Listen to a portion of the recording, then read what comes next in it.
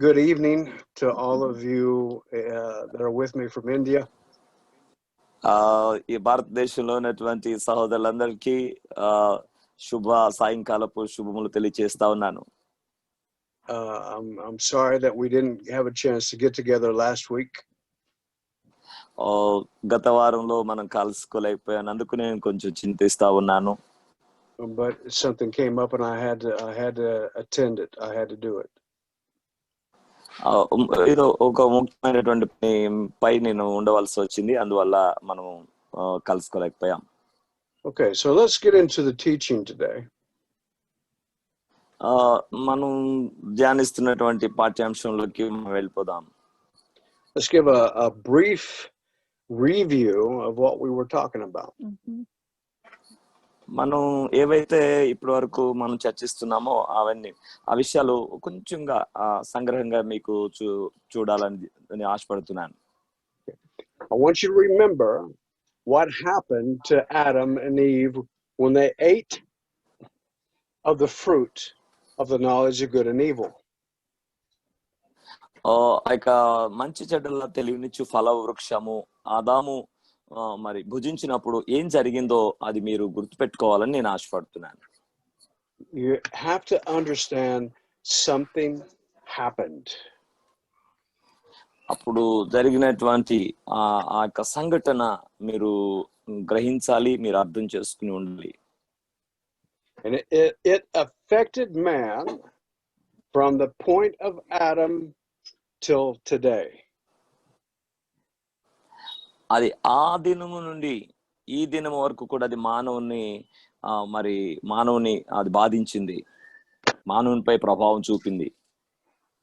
When they ate of that fruit, it caused them to have a knowledge. ఎప్పుడైతే ఆ యొక్క ఫలాన్ని వారు తిన్నారో వారికి మరి మంచి చెడ్డల తెలివిని యొక్క ఆ జ్ఞానం వారికి దొరికింది. The fruit came from the tree of knowledge of good and evil.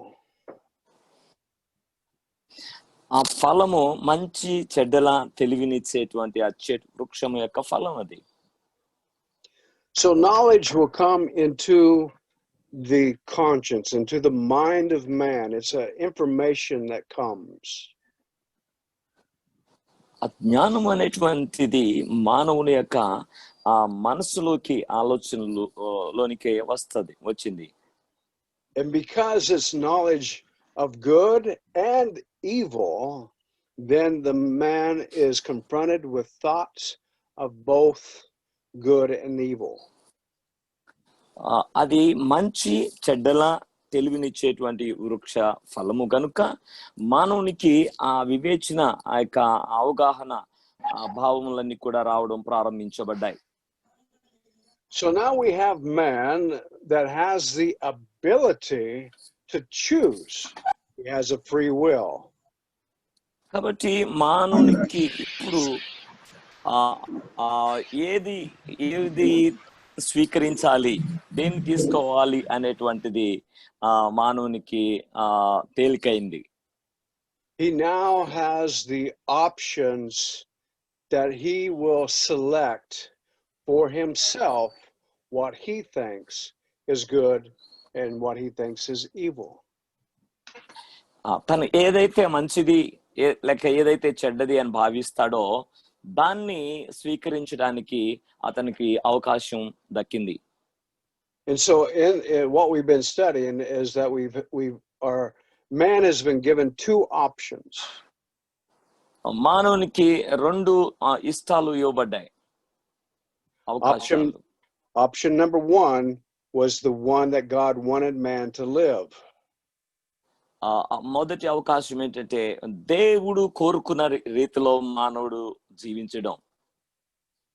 Submission to God's will, being a son, loving God, and content with his place that God has placed him in the creation. దేవుణ్ణి ప్రేమించటము, దేవునితో ఉండడము, దేవుడు ఎక్కడ నివసించమని ఆశిస్తాడో అక్కడ నివసించటం అనేటువంటిది మొదటి అవకాశం. And God wanted man to live forever in that condition. కనుక మానవుడు ఎప్పటికీ కూడా ఆ రీతిగానే జీవించాలి అని దేవుడు కోరుకున్నాడు. But man chose the other option, which was the other tree, the tree of knowledge of good and evil. కానీ మానవుడు దానికి ఇష్టపడక రెండవ అవకాశమైనటువంటి మంచి చెడ్డల తెలివినిచ్చేటువంటి వృక్ష ఆ ఫలాన్ని మానవుడు కోరుకున్నాడు. The key verse in Genesis chapter 3 is that their eyes were opened and they knew that they were naked. Before they fell, they were naked and they didn't know it. అక్కడ మరి ముఖ్య వచనం రాయబడింది 3వ అధ్యాయం ఆదికాండంలో మనం చూసినట్లయితే, వారు ఇంతకు మునుపు వారు ఆ పాపములో పడిపోక మునుపు వారు సిగ్గు ఎరగక ఉన్నారు. ఎప్పుడైతే ఆ పాపములో లేక ఆ వృక్ష ఫలం భుజించారో ఆ తర్వాత వాళ్ళు సిగ్గును ఎరిగారు. But after they ate of the fruit of knowledge of good and evil, they discovered that they were naked and they became shameful. ఆ తర్వాత ఎప్పుడైతే వారు ఆ యొక్క ఫలాన్ని తిన్నారో, ఆ తిన్న తర్వాత వారు సిగ్గుగా ఉన్నారు అని లేక మరి వారు నగ్నంగా ఉన్నారని ఎరిగి దాన్ని కవర్ చేసుకోవడానికి దాన్ని వారు ప్రయత్నించారు. Now, shame that they felt was a new emotion. They had never experienced that before. వారు మునుపెన్నడూ కూడా ఎరగనటువంటి ఒక భావము, సిగ్గు అనేటువంటి భావాన్ని వారు ఎరగవలసి వచ్చింది. And because of that shame, they were fearful of the presence of God. మరి సిగ్గును బట్టి వారు భయకంపితులైపోయారు, దేవుని సముఖంలోనికి రాలేకపోయారు. And so when God was going to come into the garden, Adam and Eve ran and hid themselves. ఎప్పుడైతే దేవుడు ఆ ఏదైనా వనంలోనికి వచ్చాడో, మరి ఈ యొక్క ఆదాము ఆ దేవుని యొక్క సన్నిధి నుండి పారిపోయాడు. Because now another emotion comes and is called fear. They feared to be in God's presence. ఇప్పుడు మరొక భావం ఏర్పడింది, అదేంటంటే భయము, దేవుని యొక్క సన్నిధి ఎడల భయం అనేటువంటి భావం. It was a new emotion, a new thought that came into man because of the fruit of knowledge of good and evil. ఆ యొక్క మంచి చెడ్డల తెలివినిచ్చేటువంటి వృక్ష ఫలము ద్వారా వచ్చినటువంటి మరొక క్రొత్త ఆ భావం, మరొక క్రొత్త ఆలోచన, ఆ భయం. And so God could not allow man to stay in the garden and eat of the fruit of life.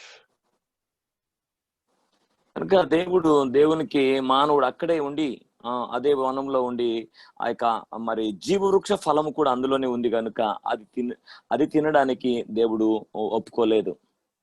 And so he was forced out of the garden.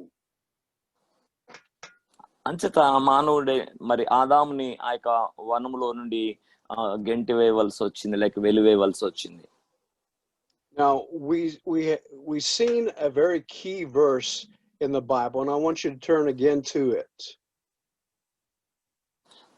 దేవుని వాక్యంలో ఒక ముఖ్యమైనటువంటి వచనాన్ని మనం చూడగలం, అది చూడాలని నేను ఆశపడుతున్నాను. Turn with me in your Bibles to the book of Romans, chapter 5. రోమిల్కు రాసిన పత్రిక 5వ అధ్యాయం దయచేసి నాతో కలిసి చూడండి. రోమిల్కు రాసిన పత్రిక 5వ అధ్యాయం. And we will look at a verse in 13, verse 13. 13వ వచనం మనం చూడగలం.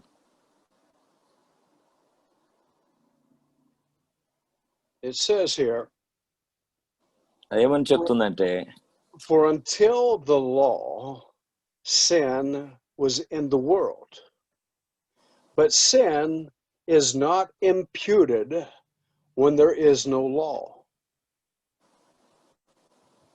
లేనగా ధర్మశాస్త్రం వచ్చింది కనుక పాపము లోకములో ఉండేను గాని ధర్మశాస్త్రం లేనప్పుడు పాపము ఆరోపింపబడదు. So if we look at that verse very carefully, we see that there is a specific time that sin is not imputed to mankind. కాబట్టి మనము అక్కడ పాపం అనేటువంటి ఎప్పుడైతే అది ఆ స్పష్టంగా లోకంలోనికి వచ్చిందో ఆ సమయాన్ని మనం చూడగలం. ధర్మశాస్త్ర కాలంలో ఆ పాపం అనేది తెలియవచ్చింది. Now, the word imputed means that man is not charged for it. He's found innocent of it. Imputed అనేటువంటి పదం యొక్క అర్థం ఏమిటంటే అప్పుడు వరకు పాపం ఉండింది కానీ మానవుడు దానిని బట్టి శిక్షించబడలేదు, శిక్ష రాలేదు. And so this verse is saying from the time of Adam to the law, which was the time of Moses, we're going to see that from Adam to Moses there was sin in the world. మరి మొట్టమొదటి మానవుడైనటువంటి ఆదాము నుండి ధర్మశాస్త్రం ఇచ్చినటువంటి మోషే వరకు పాపం ఉండింది. Then we had to define what the word sin means. అప్పటి కాలం తర్వాత పాపం అనేటువంటిది ఏమిటో నిర్వచించబడింది మోషే కాలంలో. And you and I agreed with the definition. ఆ నిర్వచనానికి మనము ఏకీభవిస్తాం. Sin is anything outside the will of God. This is being the will of God. Sin is anything outside the will of God. ఒకవేళ ఆ పాత్ర అది దేవుని యొక్క చిత్తము అయి ఉన్నట్లయితే దానికి వెలుపల ఉన్నది ఏదైనప్పటికీ అది పాపమై ఉంది. It is actions outside of being conformed to the will of God. మరి ఇది దేవుని యొక్క ఆలోచనకు, దేవుని యొక్క చిత్తానికి వ్యతిరేకమైనటువంటి ఏ చర్య, ఏ క్రియ అయినా అది పాపమే. So men from the time of Adam to Moses were living outside the will of God. మరి ఆ కాలం వరకు కూడా మానవుడు దేవుని యొక్క చిత్తానికి వెలుపలే జీవించారు. But God didn't charge them for it. He didn't hold them responsible for it.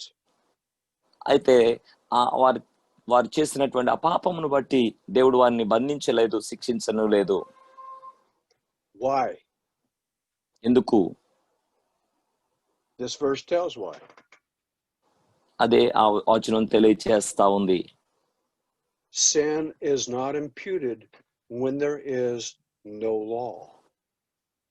అక్కడ పాపము లేనప్పుడు, ధర్మశాస్త్రం లేనప్పుడు పాపము ఆరోపించబడలేదు. For you to have an infraction of the law, there has to be a law first. కనుక మరి ఒక ధర్మశాస్త్రం, ఒక చట్టం ఉన్నప్పుడు ఆ చట్టానికి మనం లోబడాలి ఖచ్చితంగా.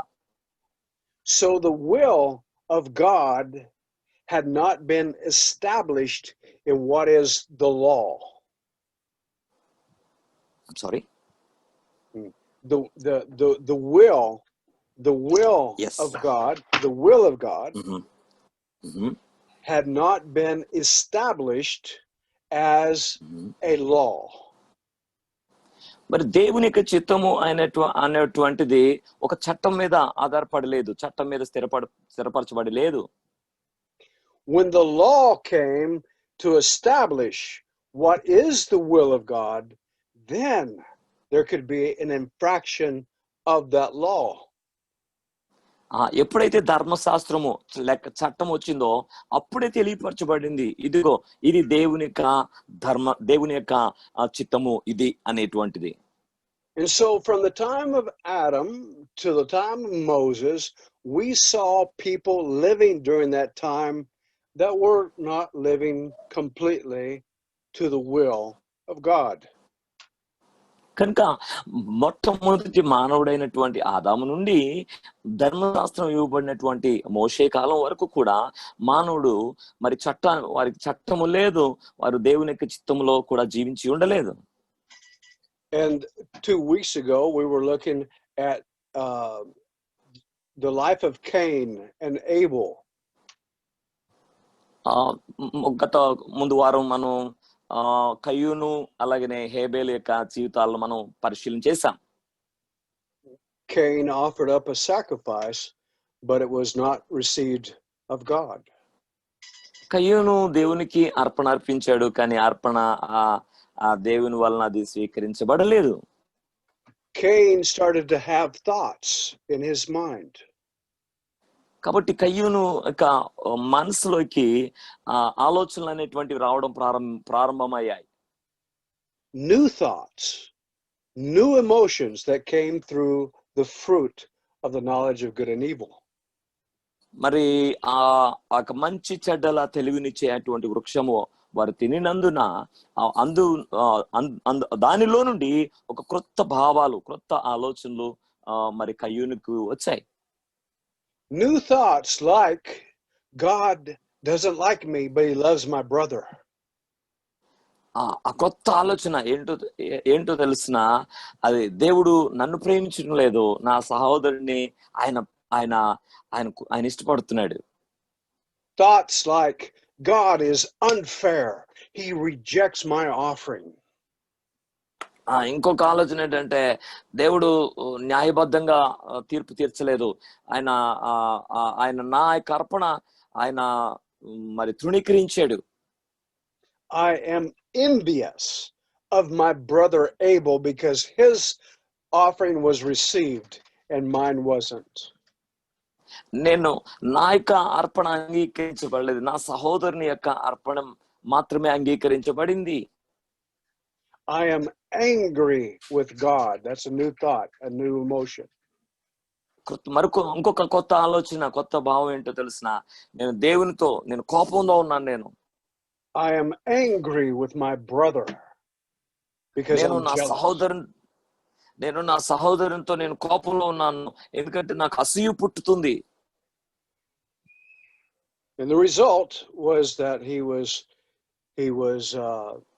he fulfilled by action that which he was thinking, what he was meditating upon.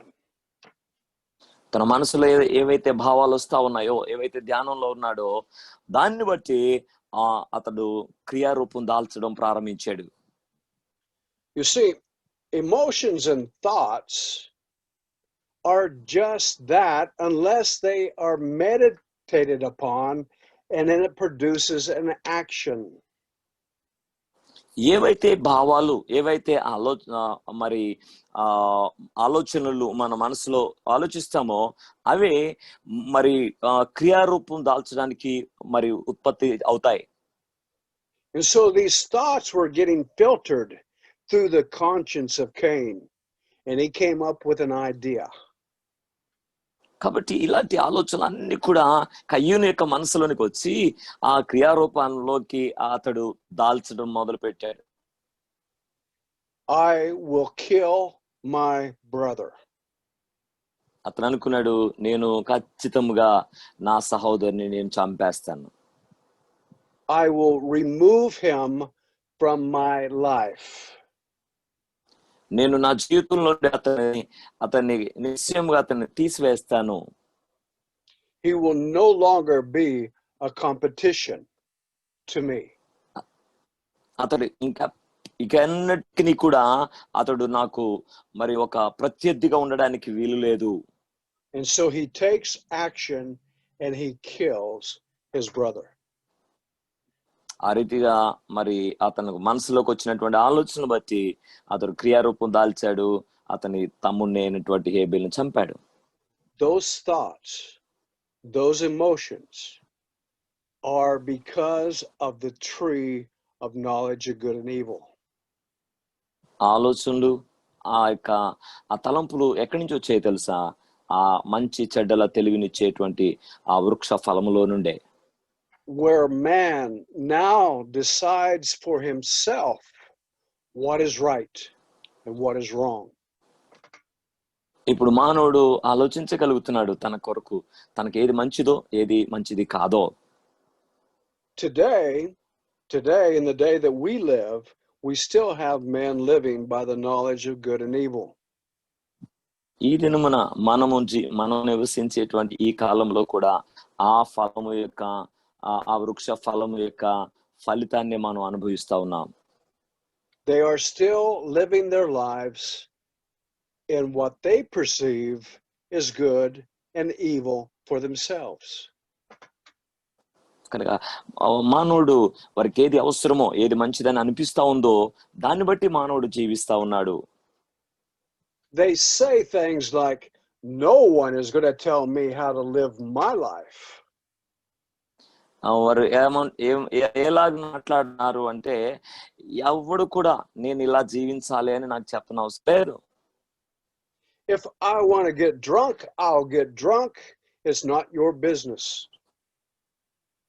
నేను త్రాగాలనుకుంటే నేను త్రాగుతాను, అది నీ పని కాదు, నీ యొక్క ఆలోచన నాకు అవసరం లేదు అన్నట్టుగా.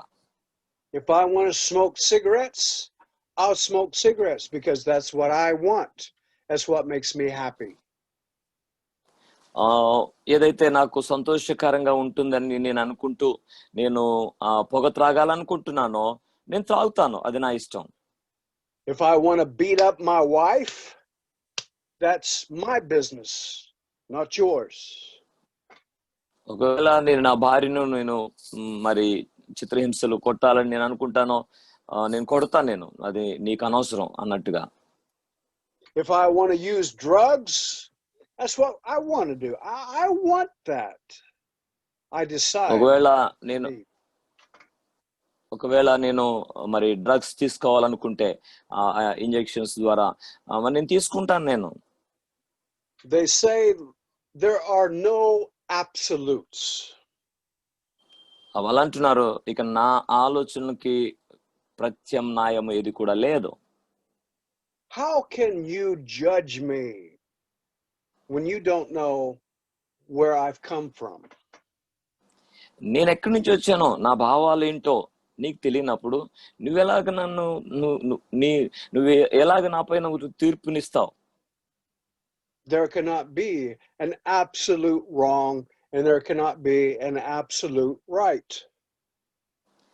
అక్కడ ఒక ఖచ్చితమైన నిర్దిష్టమైనటువంటి మరి మంచి లేక నిర్దిష్టమైనటువంటి చెడు అనేది లేదు. Each man decides for himself. కనుక ప్రతి ఒక్కరు కూడా ఎవరికి తోచింది ఎవరికి కావాల్సిన వారు దాన్ని నిర్ణయించుకుంటా ఉన్నారు.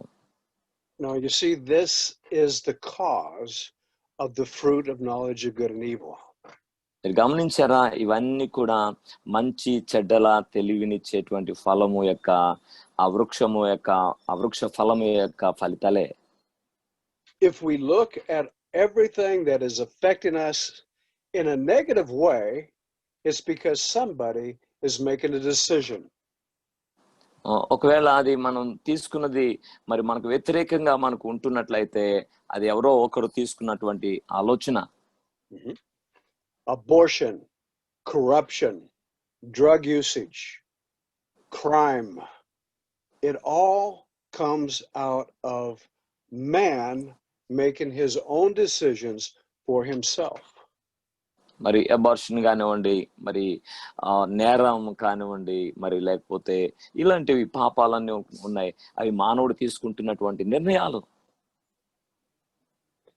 But in the day of between Adam and Moses, there was no law to say this is right or this is wrong. కాబట్టి మొట్టమొదటి మానవుడైనటువంటి ఆదాము మొదలుకొని మరి మోషే కాలం వరకు కూడా మరి దానికి ఒక నిర్దిష్టమైనటువంటి చట్టం ఇవ్వబడలేదు. So let's go back to the Old Testament and let's look at some of these men that lived with that knowledge of good and evil. పాత నిబంధనలో కొంతమంది వ్యక్తులను మనం పరిశీలన చేసినట్లయితే వాళ్ళు ఎలాగా జీవించారో దాని గురించి మనం చూడగలం. But they're named in the Bible as patriarchs. Our వారి patriarchs. మన పితరులు అని రాయబడింది వాళ్ళ కొరకు. వారు మన పితరులు వాళ్ళు. Let's look at the life of Noah. నోవాహు జీవితాన్ని మనం చూసినట్లయితే, Now Noah, he was a righteous man because he acted with rightness towards the will of God. Noah గురించి మనం చూస్తే నోవాహు నీతిమంతుడని, మరి దేవునికి చిత్తాన్ని నెరవేర్చిన వాడని బైబిల్లో రాయబడింది. God told him to build an ark. దేవుడు నోవాతో చెప్పాడు, నోవాహు నువ్వు ఒక ఓడను సిద్ధం చేయి. And he showed him exactly how to build that ark. ఆ యొక్క ఓడను కూడా ఏ రీతిగా ఎలాగను చేయాలో దేవుడు చూపించాడు.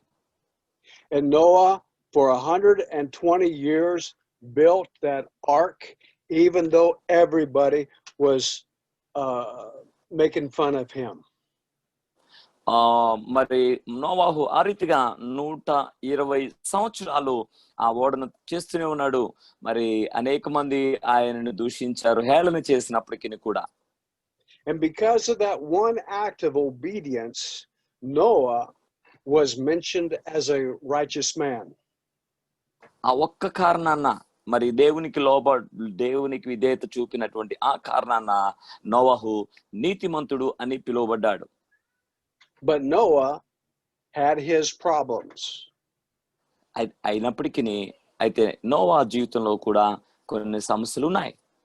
Noah made decisions based upon what he thought was right and what was bad. నోవాహు కూడా తన యొక్క తలంపులు బట్టి ఏది కావాలో, ఏది మంచిదని, ఏది మంచిది లేక ఏది చెడ్డది అని ఆలోచిస్తాడో దాన్ని బట్టి నిర్ణయాలు తీసుకున్నాడు.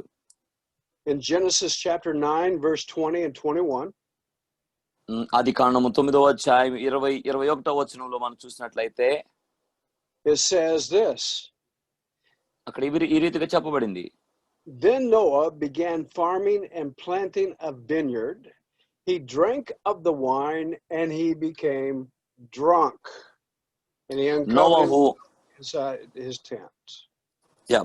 నోవాహు ఓడను నిర్మించిన తర్వాత నోవాహు వ్యవసాయము చేయనారంభించి ద్రాక్ష తోట వేసెను.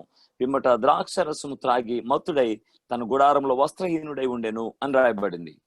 So Noah had a problem with wine. He drank wine, he became drunk. కాబట్టి నోవాహు, అంతటి నీతిమంతుడైనటువంటి నోవాహు కూడా తనకు సమస్య ఉంది. Now let's look at త్రాగుడనే సమస్య. మరొక వ్యక్తిని మనం చూసినట్లయితే, let's look at the life of Abraham. Abraham జీవితాన్ని మనం చూడగలిగితే, Abraham, the father of faith. విశ్వాసులకు తండ్రి కదా. Yes, Abraham. అవును, our father of faith. అవును, విశ్వాసులకు ఖచ్చితంగా అతడు తండ్రి. In Genesis chapter 16, Genesis chapter 16, verses ఆదికాండం 16వ అధ్యాయం 3-4 వచనాలు మనం చూడగలిగితే,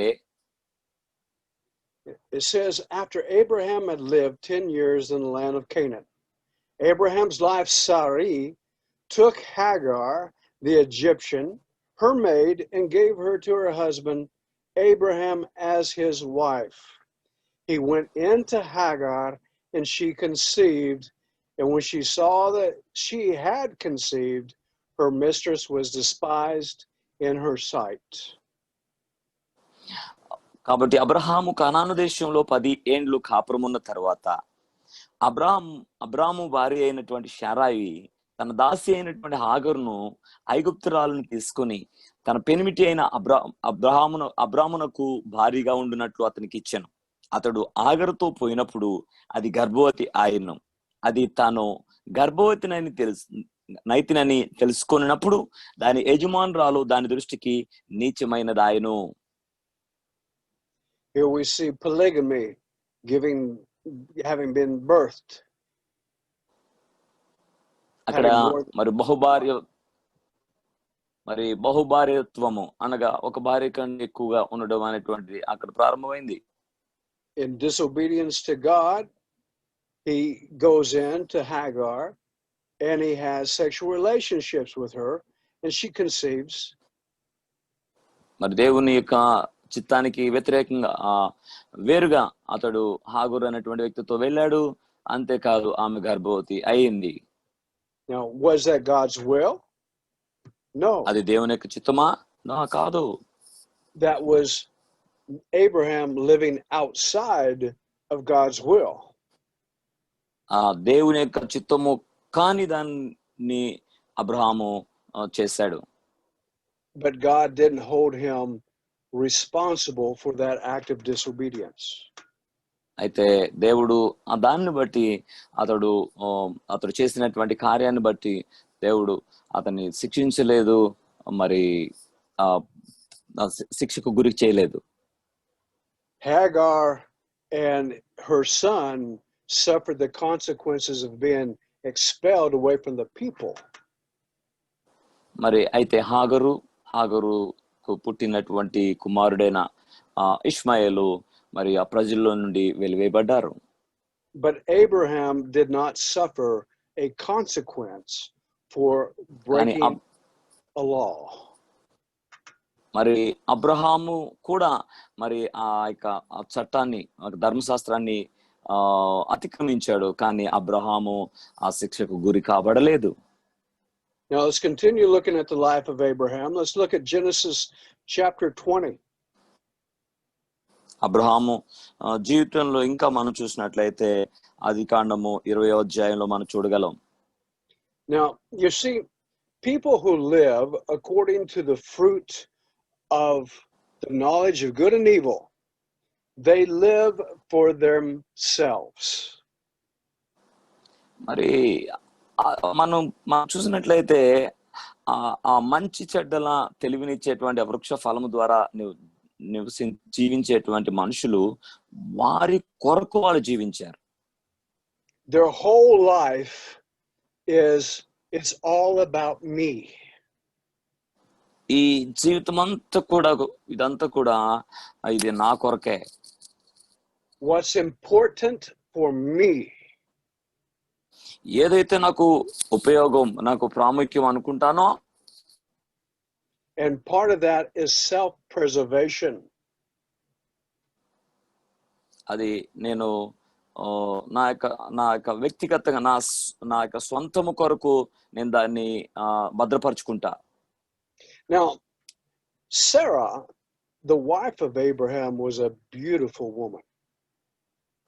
మరి అబ్రహాము భార్య అయినటువంటి శారాయి చాలా అందమైనటువంటి వ్యక్తి అని రాయబడింది.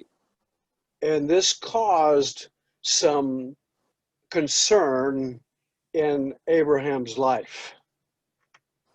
అది మరి అది ఆలోచన తనకు వచ్చింది, దాన్ని ఏం చేయాలి అనే ఆలోచన వచ్చింది.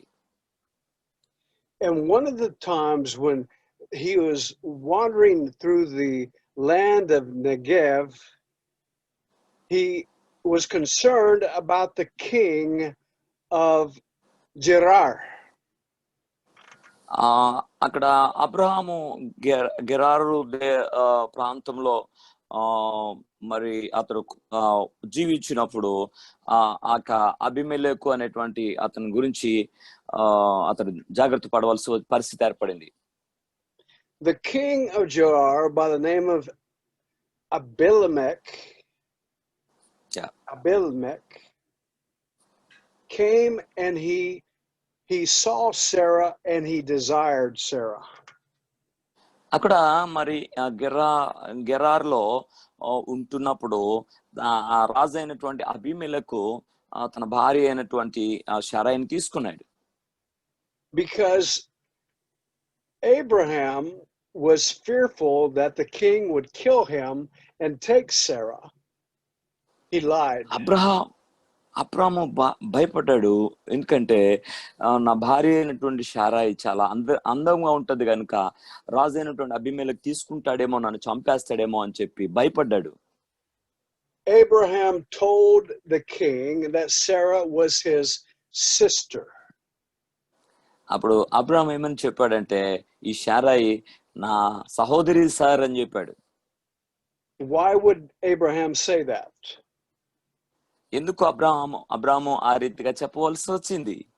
Because Abraham was scared for his own life. ఎందుకనగా అబ్రాహాము తన స్వంత జీవితం గురించి అతడు భయపడ్డాడు. The king is going to kill me and take her. ఖచ్చితంగా రాజు నన్ను చంపేస్తాడు, నా భార్యను తీసుకుని వెళ్ళిపోతాడు. He'll kill me because I'm her husband. So I will not be her husband no more. I'll just be her brother. కాబట్టి నేను ఆమె భర్తను అయినందు వలన అతడు నన్ను ఖచ్చితంగా చంపేస్తాడు. కాబట్టి ఇప్పుడు నేను భర్తనని చెప్పను, నేను సహోదరుడిని అని చెప్తాను. And so the king comes and he takes Sarah to be one of his harem. కాబట్టి ఒకరి దినాన ఆ యొక్క రాజు అయినటువంటి అబీమెలెకు వచ్చి ఆ యొక్క శారాయిని తీసుకుని వెళ్ళాడు. What does Abraham do? అబ్రాహాము ఏం చేశాడు? Nothing. ఏమీ చేయలేదు. He looks at the king taking away his wife and he says, "Bye, Sarah. I hope he treats you well." ఏమీ చేయలేకపోయాడు.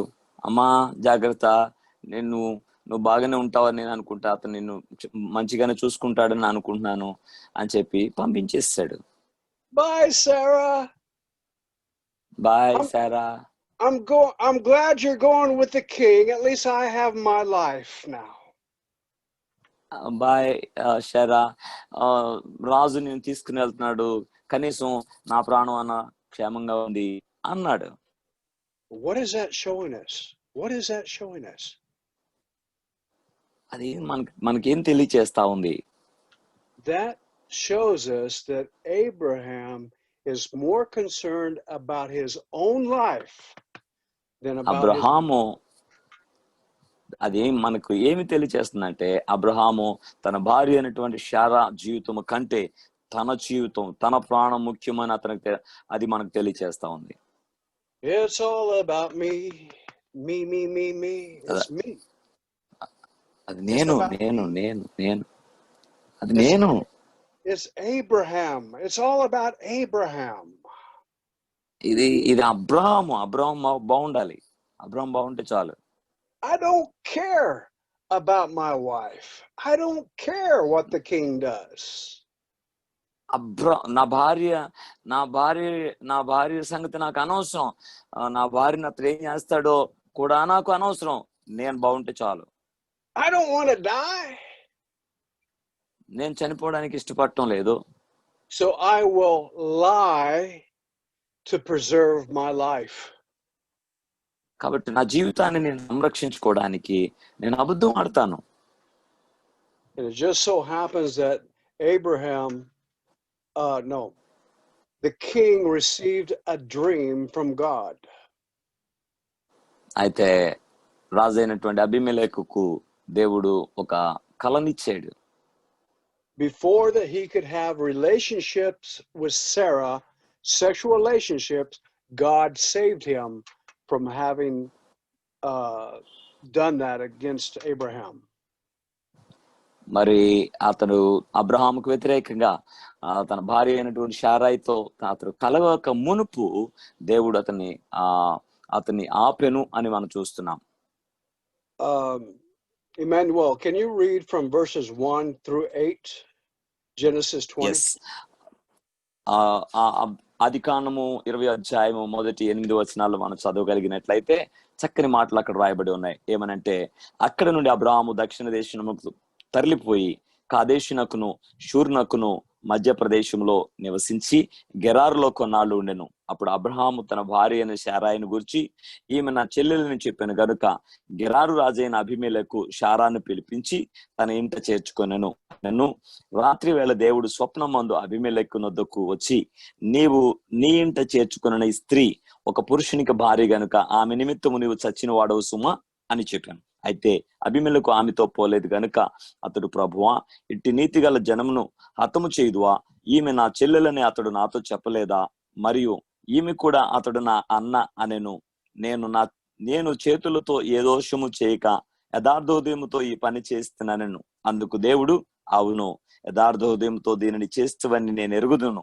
మరియు నీవు నాకు విరోధముగా పాపము చేయకుండా నేను నిన్ను అడ్డగించి తిని, అందుకే నేను నిన్ను ఆమెను ముట్టనివ్వలేదు.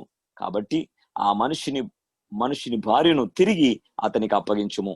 అతడు ప్రవక్త, అతడు నీ కొరకు ప్రార్థన చేయును, నీవు బ్రతుకుదువు.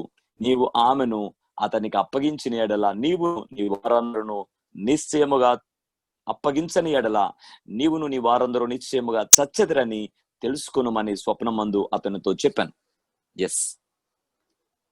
So we can see that Abraham, he might be a patriarch, but he did not have a sinless life.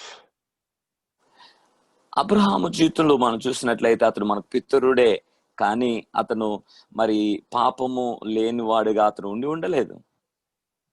He was called a righteous man because he believed God's promise. అతడు నీతిమంతుడిగా పిలువబడ్డాడు. కారణం ఏంటంటే అతడు దేవుని యొక్క మాటను అందు నమ్మిక ఉంచాడు. But many things in his life is showing that he is living by the knowledge of the tree of good and evil. కానీ తన జీవితంలో అనేకమైన విషయాలు అతడు మంచి చెడ్డల తెలివినిచ్చేటువంటి ఫలము యొక్క ఫలితాలు తన జీవితంలో జరిగినట్లుగా మనం చూస్తున్నాం. We could talk about Lot. అంతేకాదు లోతు జీవితం అంతేకాదు తన యొక్క in Genesis chapter 19 verses 30 to 36. అంతేకాదు లోతు జీవితం కూడా మనం చూసినట్లయితే ఆదికాండము 19వ అధ్యాయం 30 నుండి 36 వచనం వరకు. Lot has sex with his two daughters. Incest. లోతు మరి తన యొక్క సొంత మరి కుమార్తెలతో అతడు పాపం చేసినట్లుగా మనం చూస్తా ఉన్నాం. They got the girls got him drunk and they went in and laid with him because they wanted to have children. మరి లోతు యొక్క పిల్లలు అతనికి మత్తు మందును లేక ద్రాక్ష రసమును ఇచ్చి వారు బిడ్డలను పొందుకోవాలని ఆశించారు. We could talk about Isaac. అంతేకాదు మరి ఇస్సాకు జీవితంలో కూడా మనం చూడగలుగుతుంటున్నాం. In Genesis chapter 26 verses 6 through 11. ఆదికాండము 26వ అధ్యాయము 6వ వచనం నుండి 11వ వచనం వరకు కూడా ఆ విషయాలు రాయబడి ఉన్నాయి. Isaac did exactly what his father Abraham had done. Abraham ఏదైతే చేశాడో అదే పని మరి ఇస్సాకు కూడా చేయడాన్ని మనం చూడగలుగుతాం. He was afraid for his life again, just like his father, and he told the king that his wife Rebecca was his sister. తన తండ్రి అయినటువంటి అబ్రహాము ఏదైతే చేశాడో తన ప్రాణాన్ని కాపాడుకోవడానికి అదే కార్యాన్ని ఇస్సాకు కూడా చేశాడు. తన భార్య అయినటువంటి రిబెకాను ఈమె నా సహోదరి అని చెప్పాడు. So Isaac was more concerned about his life than about his wife Rebecca. కాబట్టి ఆ రీతిగా కూడా చూస్తే ఇస్సాకు తనకంటే కూడా తన భార్య కంటే కూడా తన ప్రాణము ప్రాముఖ్యంగా ఎంచాడు. So Isaac was a liar, the same as his father. ఆ రీతిగా చూసినట్లయితే కూడా మరి ఇస్సాకు మరి తన తండ్రి వలె అబద్ధికుడుగా కనబడుతున్నాడు. We could talk about Jacob. అంతేకాదు యాకోబు గురించి కూడా మనం చూడగలుగుతాం. Jacob, even his name meant the usurper, the deceiver. మరి యాకోబు తన పేరే మరి అబద్ధికుడు లేక మోసగాడు అని ఉంది. He deceived his father to steal the birthright from his brother. తన తండ్రి తన యొక్క తన యొక్క సహోదరుని యొద్ద నుండి మరి ఆ యొక్క జ్యేష్ఠత్వపు హక్కును తీసుకోవడానికి తన తండ్రిని మోసగించాడు. This is found in Genesis chapter 27. అది ఆదికాండము 20 అధ్యాయంలో అది రాయబడి ఉంది. Verses 21 through 29. 21 నుండి 29 వచనాల వరకు మనం చూడగలిగితే అక్కడ రాయబడి ఉంది. The great deception of Jacob. అక్కడ మరి ఆ యాకోబు చేసినటువంటి భయంకరమైనటువంటి మోసం అక్కడ రాయబడి ఉంది. So as we can see, the patriarchs living before Moses, from Adam to Moses, they had their defects. కనుక ఈ రీతిగా మనం చూసినట్లయితే మన పితరులు అయినటువంటి ఆదాము దగ్గర నుండి మోషే కాలము వరకు కూడా వారి సమస్యలు వారికి మరి వారి జీవితాల్లో లోపాలు ఉన్నాయి. We can look at those stories and we can start to think, God allows them to live that way. Why can't God allow me to live that way? కనుక వారి జీవితాల గురించి మనం ధ్యానం చేసి చూచినప్పుడు మరి మనం కూడా అనుకుంటాం, దేవుడు మరి వారిని అనుమతించినప్పుడు ఎందుకు నన్ను అనుమతించడు? Let me read directly from my book. నా యొక్క పుస్తకంలో నుంచి ఆ మాటలు నన్ను చదవనివ్వండి. The patriarchs before the time of Moses had their defects. మోషే కాలం ముందు వరకు పూర్వీకులు వారి లోపాలు కలిగి ఉన్నారు. A person without the revelation of the effects of the fruit of the tree of the knowledge of good and evil might get the idea that God allows and condones this behavior. మోషే కాలం ముందు పూర్వీకులు వారి లోపాలను కలిగి ఉన్నారు. ఒక వ్యక్తి మంచి చెడ్డల తెలివినిచ్చే వృక్ష ఫలము యొక్క ఫలితములు బయలుపరచబడకపోయిన ఎడల దేవుడు ఈ ప్రవర్తనను అనుమతించును మరియు క్షమించును అనే ఆలోచన పొందుకును. ఆయన అలాగు చేయడు. They might say to themselves, well, look, we're talking about Abraham, Isaac, and Jacob. మనం ఒకవేళ మనం అబ్రహాము, ఇస్సాకు, యాకోబు జీవితాలను మనం చూస్తే, and this is written in the Bible. ఇది దేవుని యొక్క గ్రంథంలో రాయబడింది. So God must condone this behavior. దేవుడు ఖచ్చితంగా వారిని శిక్షించవలసి ఉన్నది. He must allow for us to be able to live this kind of lives. కాబట్టి వారిని అనుమతించాడు గనుక మనల్ని కూడా దేవుడు అనుమతించవలసి ఉన్నది. Let me answer that. దానికి జవాబు నన్ను చెప్పనివ్వండి. He does not condone it and he does not allow it. ఆయన శిక్షించలేదు, ఆయన అలాగే చేయలేదు, ఆయన అనుమతించలేదు. Before the law was given to Moses, there was no expression of the acceptable behavior. కాబట్టి ధర్మశాస్త్రం ఇవ్వబడక మునుపు వరకు కూడా దేవుడు ఆ యొక్క వారికి అనుమతించలేదు. Before the law of Moses, there was nothing to define acceptable behavior.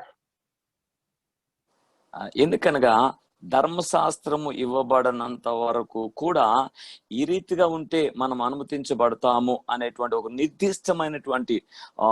నిర్దిష్టమైనటువంటి చట్టము వారికి ఇవ్వబడి ఉండలేదు. Sin was there, but it wasn't defined as sin.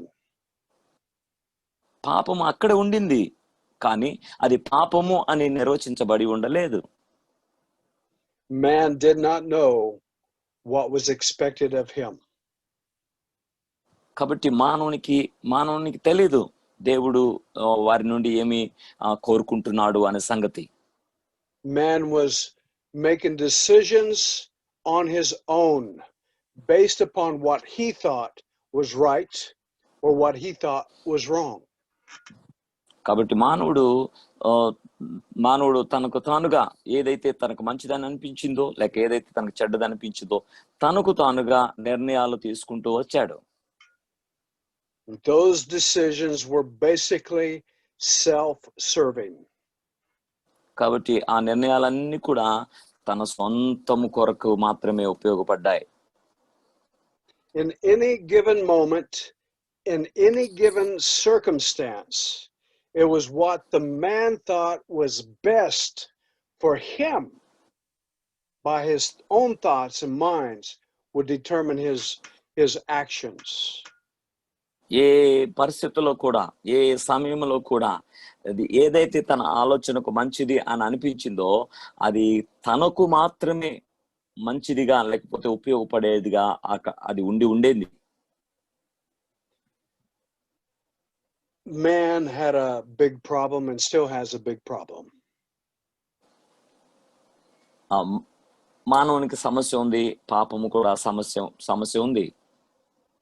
Is that the self-centeredness of man is planted deep within the very fiber of the man's conscience, soul.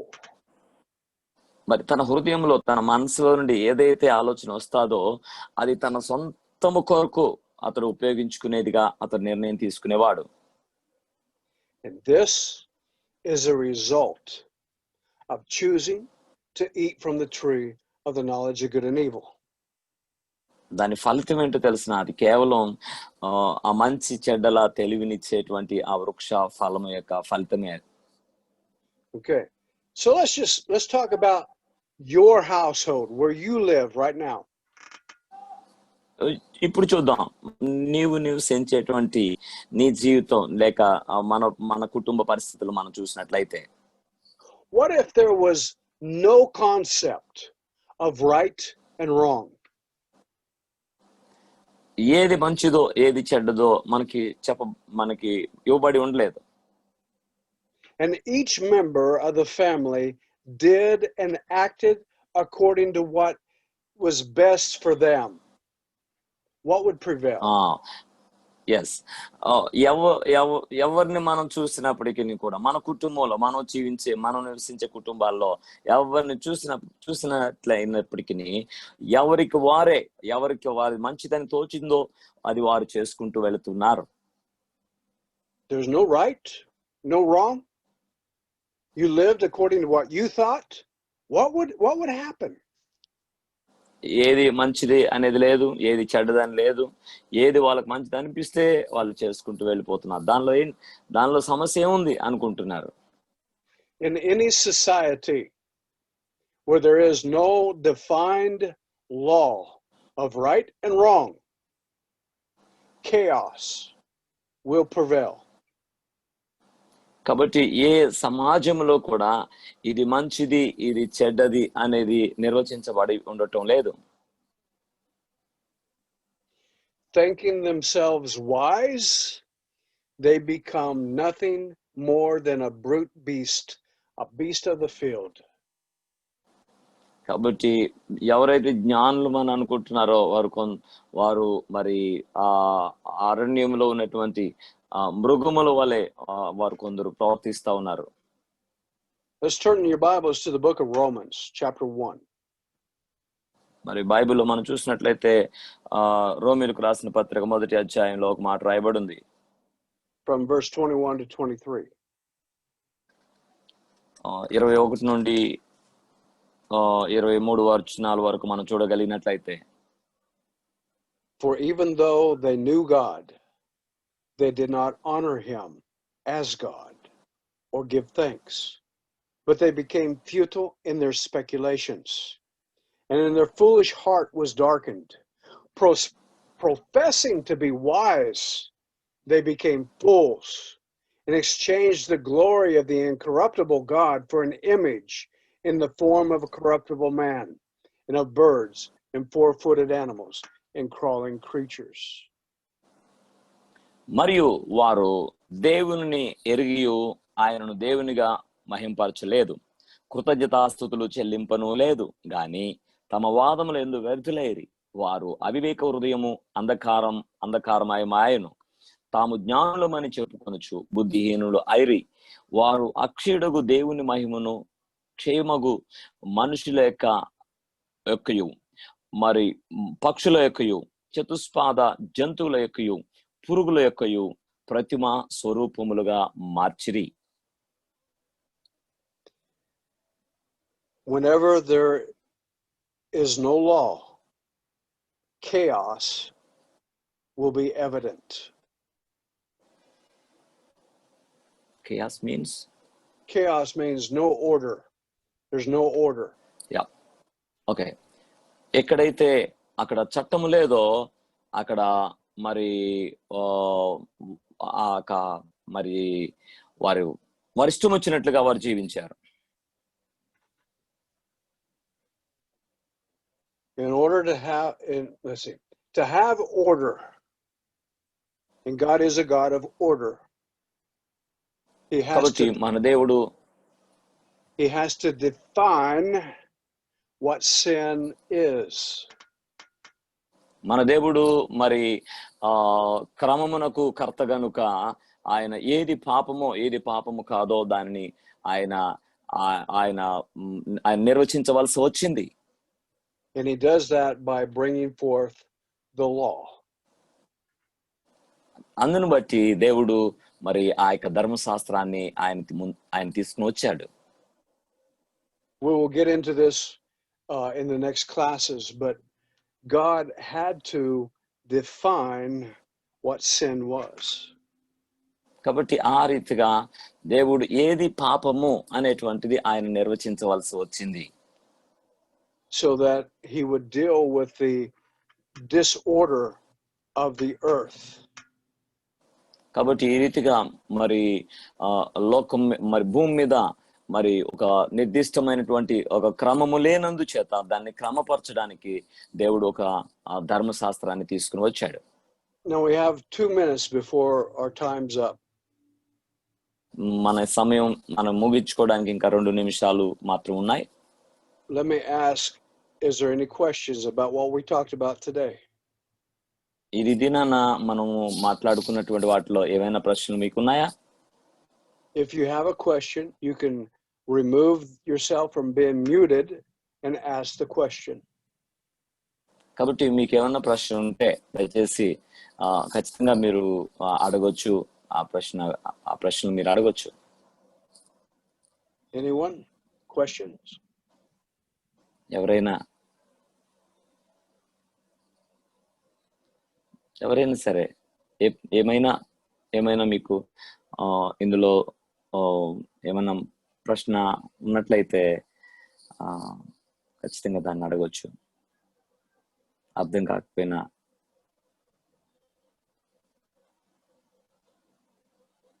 Pushpa, you have a question?